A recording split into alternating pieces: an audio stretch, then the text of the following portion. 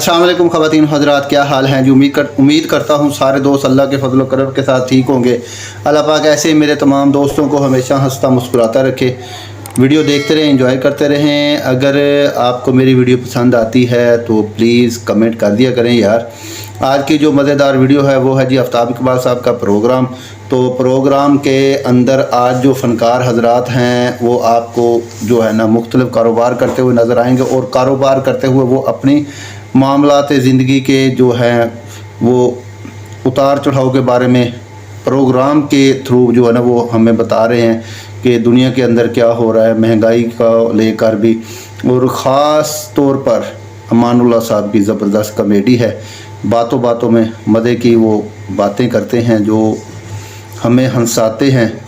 तो अल्लाह पाक मेरी दुआ है कि इस नेक महीने के सदक़े उनको करवट करवट जन्नत नसीब फरमाए। आमीन सुम आमीन। बगैर टाइम वेस्ट किए चलते हैं आज की मज़ेदार वीडियो पर। अस्सलाम वालेकुम, खबरदार में खुशामदेद। मैं हूँ आपका होस्ट आफ्ताब इकबाल।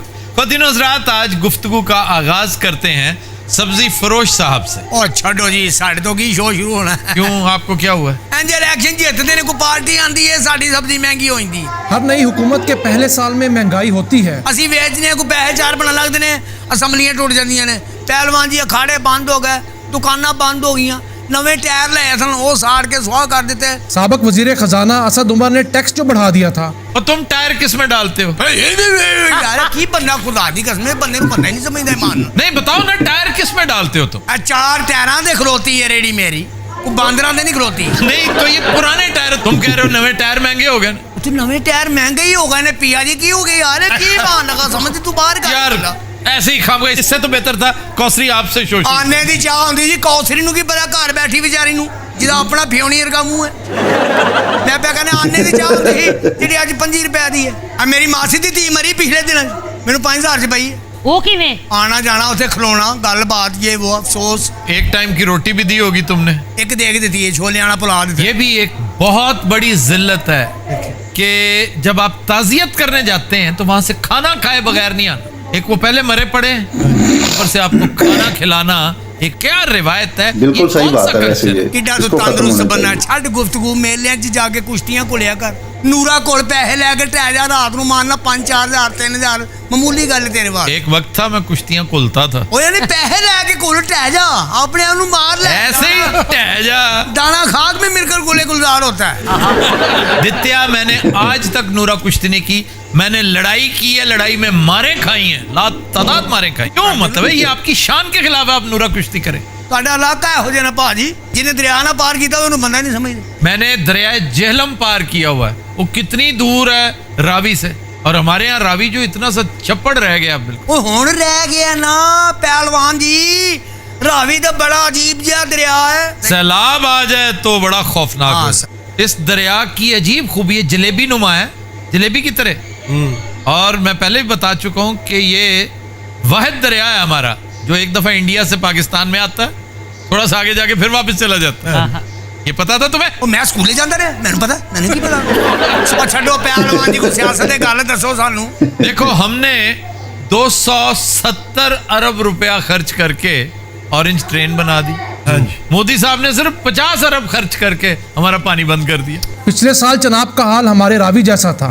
लानत भेजने को दिल चाहता है इनकी प्रायोरिटीज में। यहाँ किसी को ये सेंस ही नहीं, कहीं और से पानी लेके उसमें डाल दो। एक वक्त था नाजिम लाहौर, जो पहला नाजिम था मियां आमिर, उसके मंशूर का हिस्सा था कि रावी साइफन से लेकर सगियां वाला पुल तक 17 मील तवील एक झील बनाने का। अब उस झील से क्या करते, ये इरिगेशन वालों से पानी खरीदते और ठीक ठाक पैसे खर्चते। ये जो सड़ांड ज़्यादा पानी है, एक तो उससे निजात मिलती, पानी की निकासी रहती, और वो पानी भी रिसाइकल ही होता। ये जो लाइफ जीरो हो चुकी है, आपको पता ना? बिल्कुल। 4 फुट नीचे जाएं तो एक दबीज तय है, कई फुट की शॉपर बैग्स है वहां, जिसने लाइफ को खत्म कर रखा है। डेड रिवर कहते हैं इसको। इसको डेड रिवर कहते हैं। लाइफ एक्सपेक्टेंसी 0 है। मछली तो क्या, यहाँ पे कच्छू कुमें पता नहीं किस तरह जिंदा है, सिर्फ इसलिए कि वो एम्फीबियस है, वो सांस लेने बाहर आ जाते हैं खाने पीने के। सही पे कहंदे हो, लेकिन ਹੁਣ ਤੇ ਡੱਡੂ ਮੈਨੂੰ ਕਹਿਣ ਲੱਗ ਪਿਆ, ਦਿੱਤਿਆ ਮੈਨੂੰ ਵੀ ਲੈ ਜਾ। ਨਿਤਿਆ ਮੈਨੂੰ ਵੀ ਲੈ ਜਾ, ਨਿਤਿਆ ਮੈਨੂੰ ਵੀ ਲੈ ਜਾ। ਮੈਂ ਕਿਹਾ ਮੈਂ ਤੈਨੂੰ ਕਿੱਥੇ ਲੈ ਜਾ? ਉਹ ਛੋਟੀ ਜਿਹੀ ਮੈਨ ਕੀ ਮੈਨੂੰ ਵੀ ਲੈ ਜਾ, ਮੈਨੂੰ ਵੀ ਲੈ ਜਾ, ਮੈਨੂੰ ਵੀ ਲੈ ਜਾ, ਮੈਨੂੰ ਵੀ ਲੈ ਜਾ, ਮੈਨੂੰ ਵੀ ਲੈ ਜਾ। ਮੈਂ ਜਾਣਾ ਮੈਂ ਤੈਨੂੰ ਕਿੱਥੇ ਲੈ जा? तो ये मुशर्रफ दौर में ही था, किसी को ख्याल नहीं आया। तो सर इस पे अमल दरामद क्यों ना हो सका? इसलिए कि नाज़िम बेचारे बीच में ही रह गए। वो मुशर्रफ का ज़लई निज़ाम, उसका सत्यानाश कर दिया सूबाई हुकूमतों ने। वो नाज़िम लाहौर बेचारा बाकायदा नादिम लाहौर बन गया। और इसके अलावा कालाबाग डैम का प्रोजेक्ट जो था वो मुशर्रफ बना जाता तो अमर हो जाता। ओए मुशर्रफ बेचारे के तो पैर ही नहीं थे जमीन पर। वो एक बुज़दिल आदमी था और उसने अपना इंप्रेशन बना रखा था, मैं डरता वरता नहीं हूँ। जो बंदा दिन में 70 दफा कहता ना मैं डरता वरता नहीं हूँ, वो अंदर से सबसे ज्यादा डरता है। अब तो अदालत ने भी कह दिया है कि मुशर्रफ अगर 2 मई तक पेश ना हुए तो वो अपना फैसला सुना देगी। हाँ जी, और उस दौर के गवर्नर NWFP ने बड़ी गल चुक रही है मुंडा जड़ा ना। हाँ जी, गवर्नर इफ्तिखार की बात कर रहे हैं। बिल्कुल, उन्होंने मुशर्रफ को ऑफर की थी आप कालाबाग डैम बनाएं, मैं गवर्नर हूँ, यहाँ से एक जुलूस एक जलसा नहीं निकलेगा। और इसके बावजूद वो बुज़दिल शख्स भाग गया, नहीं बना सका। ये डिस्क्रेडिट उसे ता क़यामत मिलता रहे। सुनो बारीक शख्स जी, ये देखो कितनी खुशगुलू, कितना अच्छा गाती है, लेकिन नाचती तो नहीं ना तुम्हारी तरह। और कोई नचिया नहीं जाता, असि रिस्क ले नहीं सकते साहब साहब। पिछले महल्ले नची सी एक बारी, उथों तेल निकलिया सी। बैठो इस शर्त पे कि ये नाच गाना नहीं होगा। नहीं ਅਸੀਂ ਤੇ ਦੁਖੀ ਹੈਗੀ ਸਾਡਾ ਕਿਤੇ ਨਾਚ ਗਾਣਾ ਕਿਤੇ ਹਲਕਾ ਹਲਕਾ ਹੋਏਗਾ। मैं आप तो सब अपनी दुख भरी दास्तान सुनाना आई है। अब क्या हुआ तुम्हारे साथ? मैं अपने कागजात नामजदगी जमा कराए सन इलेक्शन के लिए। हाँ तो होर कुत्तियां दी दौड़ च इलेक्शन वास्ते कराए सन। मुल्तान के जिमनी इलेक्शन में हाँ तो होर अच्छा वैसे बाजी ने कुत्ते दी दौड़ च भी कराए सी। लेकिन दुनिया सारी इलेक्शन लड़ गई, सानू कख भी नहीं लभा। मेरे कागजात ही मुस्तरद कर दिते उन्होंने। उन्होंने कहा ਤੁਹਾਡੇ ਨਾਂ ਦੇ ਵਿੱਚ ਕੋਈ ਫਾਲਟ ਹੈ। क्या नाम है क्या? ओही परवेज रुखसाना। परवेज ने तो भैन दा नाम सी। नहीं नहीं भाई दा रुखसाना सी।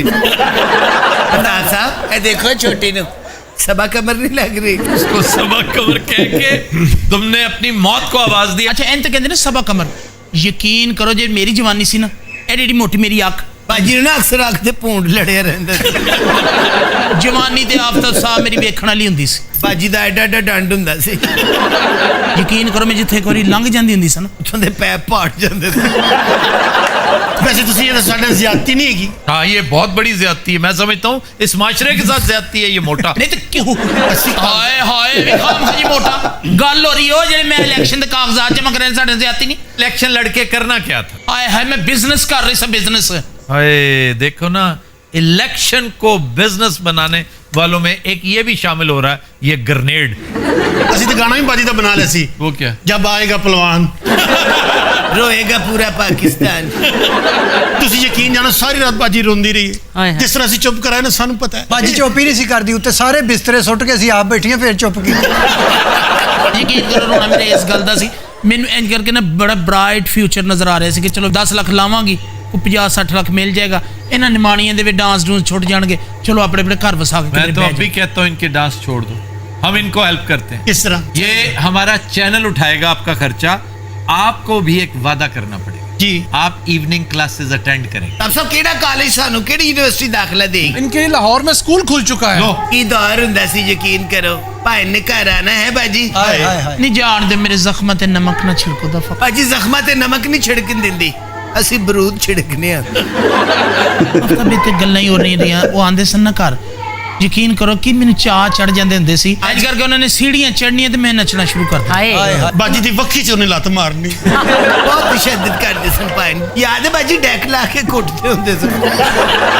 कारामत शहरी बनो भाई, अच्छे इंसान बनो। तुम लोग कारामत शहरी बनोगे तो तुम्हारी इज्जत होगी, वरना यूं धक्के खाते फिरोगे। आप तो सब असल साडा बेड़ा कर किया जेडे इशारे ते खुसरे मंगदे ने ना इन्हां ने। ख्वाजा सरा कहते हैं, ट्रांसजेंडर कहते हैं। ਉਹ ਅਸਲੀ ਖਾਜਾ ਸਰਾ ਹੈ ਹੀ ਨਹੀਂ, ਉਹ 2 ਨੰਬਰ ਨੇ, ਕੰਮ ਤੋਂ ਦੌੜੇ ਸਾਰੇ। बने पीछे साडे एक मुल्तान गुरु ने एक नू फड़िया इशारे दे तो कुट कुट के ओदा अशर कर दिता। कहंदा मेरे 3 बच्चे ने ते मैं रोटी पानी वास्ते हाँ ਉਹਨੂੰ ਇੰਨਾ ਖੁੱਟਿਆ ਖੁਸਰਾ ਬਣ ਗਿਆ। मैं ना असल च ना कारोबार भी कीते पे नुकसान शीतल नहीं इनमें पोल्ट्री फार्म बना के दिता सी। कुकड़ियां ਨੂੰ ਵੇਖ ਕੇ दौड़ गईयां। लोग अपने जैसा काम क्यों नहीं करते? इस तरह स्कूल में काम कर सकती हैं आप, आया के तौर पे, आया के तौर पे सफाई सुथराई करने का काम करें। ਇਹਨੂੰ ਰੱਖ ਲਓ 2 in 1 ਜੇ, ਆਇਆ ਵੀ ਤੇ ਤਾਇਆ ਵੀ। अच्छा वोकेशनल ट्रेनिंग के तहत दर्जनों काम हैं जो आप लोग कर सकते हैं, लेकिन उसके लिए पहले कोई इरादा बनाएं। ਇਹੋ ਜਿਹੇ 15 ਦਿਨ ਚ 10 ਵਾਰੀ ਕੁੱਤਾ ਪੈਂਦਾ। कुत्ते के अलावा तुम्हें कोई और जानवर याद नहीं है? ਇਹਨੂੰ ਸ਼ੇਰ ਪਵਾ ਦਿਆਂ।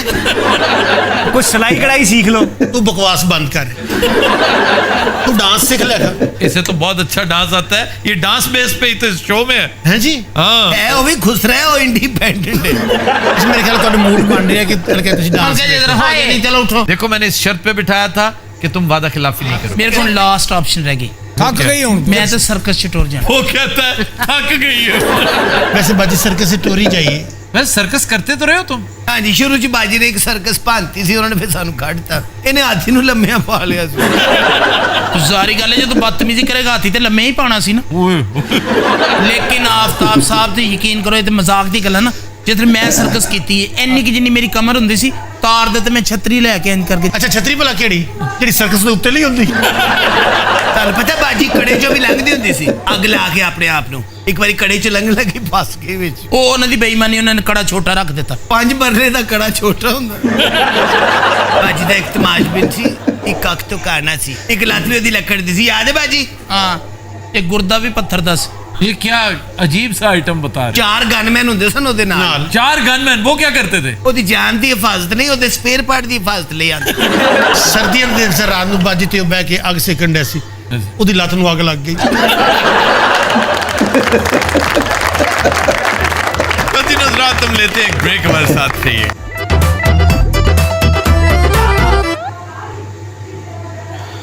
जी नाज़रीन, उम्मीद करता हूँ वीडियो आपको पसंद आएगी, क्योंकि आज सारे फ़नकार जो है ना एक से बढ़कर एक था। वीडियो बहुत ही मज़े की थी, मुझे तो बहुत अच्छी लगी। अगर आपको भी अच्छी लगी है तो कमेंट में अपनी राय लाजमी दीजिएगा। अपना रखिएगा बहुत सारा ख्याल। मुझे दीजिए इजाज़त, एक नई वीडियो एक नए टॉपिक के साथ इंशाल्लाह बहुत जल्द आपकी खिदमत में हाज़िर होऊंगा। तब तक के लिए अल्लाह हाफिज़।